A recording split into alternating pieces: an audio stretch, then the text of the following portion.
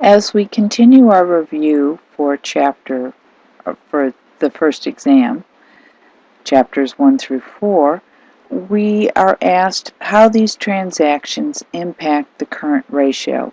And you'll remember that the current ratio is current assets divided by current liabilities.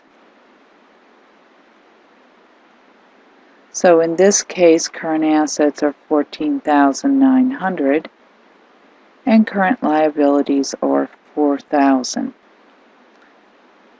So currently our current ratio is 3.725.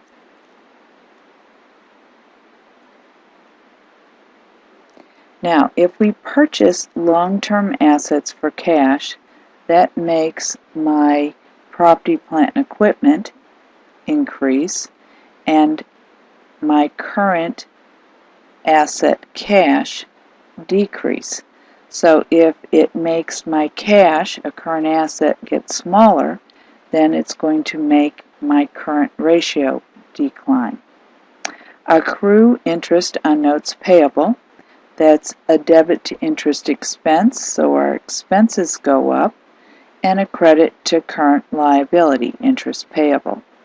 So that makes the denominator of the current ratio larger, and when the current ratio's denominator is larger, the current ratio gets smaller.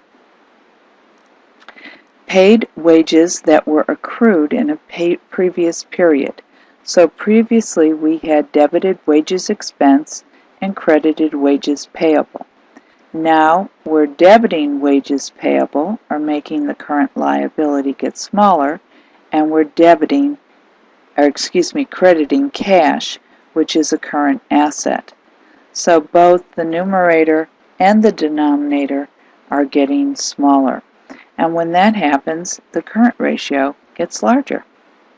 If we sell inventory for an amount greater than its cost and we receive cash, that means that cost of goods sold, the expense is getting larger, and inventory, which is a current asset, is getting smaller.